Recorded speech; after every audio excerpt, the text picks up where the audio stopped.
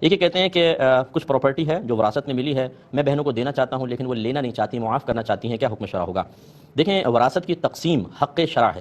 خود وراثت وارثوں کا حق ہوتا ہے لیکن اس کی تقسیم حق شرع ہے. یعنی جب کوئی شریعت کا کچھ شریعت کا حق بن جاتی ہے تو دوسرا بندہ تو اس کو معاف نہیں کر سکتا، وہ تو شریعت کا حق ہے. چونکہ اللہ تبارک و تعالیٰ نے قرآن عظیم میں حصے تقسیم کرنے کا حکم دیا تو تقسیم پر عمل تو واجب ہوگا. لہٰذا آپ پراپرٹی کے حصے بنائیں اور بہنوں کو وہ اگر کاغذات ہیں تو کاغذات بنا کر دیں. اگر آپ فرض کر لیں ایک بہن کے حصے میں 10 لاکھ کی زمین آ رہی ہے، آپ 10 لاکھ کیش اس کو دے دیں. دینے کے بعد اب اگر وہ چاہے تو وہ آپ کو واپس کر دے. ہمارا مشاہدہ یہی ہے کہ جب تک چیز دور ہوتی ہے تو معافی کا اعلان ہوتا ہے. آپ 10 لاکھ روپے سامنے رکھیں بہن کے اور پھر یہ کہیں کہ اب یہ اٹھا کر مجھے واپس دے دو، تو انشاءاللہ اس میں سے ہو سکتا ہے 5 لاکھ روپے میری ضرورت ہے، 5 لاکھ آپ لے لیں. تو جب تک ہم تقسیم کا پروسیس نہیں کرتے ہیں، کچھ کیفیات کچھ اور ہوتی ہیں. شریعت نے اسی لیے تقسیم کو لازم کیا کہ وارث تک اس کا حق پہنچ جائے، اس کے بعد اس کی مرضی ہے، وہ جس کو دینا چاہے وہ چاہے آپ کو واپس دے دیں، لیکن تقسیم آپ کو کرنا ہوگی. یہ کہتی ہیں کہ والد صاحب زمین اپنی زندگی میں تمام بیٹوں کے نام کر گئے، بیٹیوں کو کچھ بھی نہیں دیا. ہاں 3-4 گھر تھے وراثت میں، وہ وراثت میں چھوڑ دیے کہ اس میں یعنی گویا کہ بیٹوں کا حق بھی ہوگا اور بیٹیوں کا بھی ہوگا. کیا حکم شرع ہے؟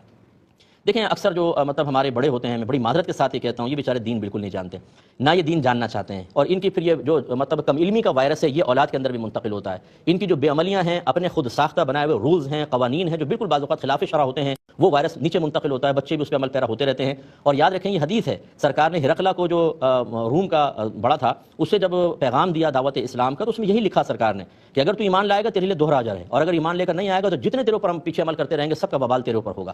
تو اس لیے جو بڑے ہوتے ہیں یہ اپنے لیے وبال کما رہے ہوتے ہیں، اتنا بڑا وبال کچھ امتحان ہے. اب توفتاً بیٹوں کو سب کچھ دے دینا، بیٹیوں کو محروم کرنا، یہ گناہ کی صورت ہوئی.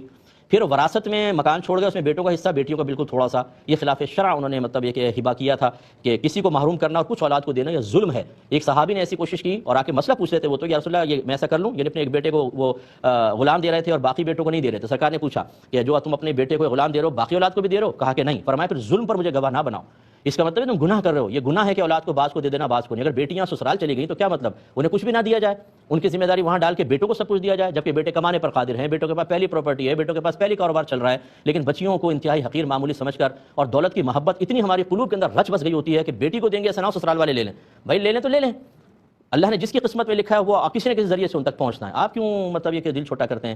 بچیوں کو محروم کر کے وہ گناہ گار ہوئے ہیں. بھائیوں کو یہ چاہیے کہ اپنی بہنوں کو سب کے اندر سے حصہ دے دیں تاکہ والد صاحب وبال سے بچیں. لیکن مجھے یقین ہے کہ اگر بھائی تیار ہوں گے تو بھابیاں تلواریں لے کے پیچھے کھڑی ہوں گی، خبردار اگر کچھ کیا تو کمر میں تلوار گھسڑ دیں گی، اور بالکل خبردار کہ کسی کو کچھ دیا تو آئی ہوئی دولت کو اپنے پاس سے جدا کرنا یہ سب سے مشکل کام ہے. اور شادی کے بعد میں نے دیکھا ہے سگے بھائی بہن بھی ایسے ہو جاتے ہیں جیسے بالکل اجنبی، خاص طور پہ جب پیسے کا معاملہ درمیان میں آ جائیں. اگر کوئی بھائی مطلب واقعی اللہ کا خوف رکھنے والے ہیں تو اپنی بہنوں کو اس میں سے بھی حصہ دیں تاکہ آپ کے والد صاحب جو ابھی قبر کے اندر خدا نہ کرے اس کا وبال بھگت رہے ہوں یا میدان معاشر میں شرمندگی کا شکار ہوں، اس سے وہ بچ سکیں.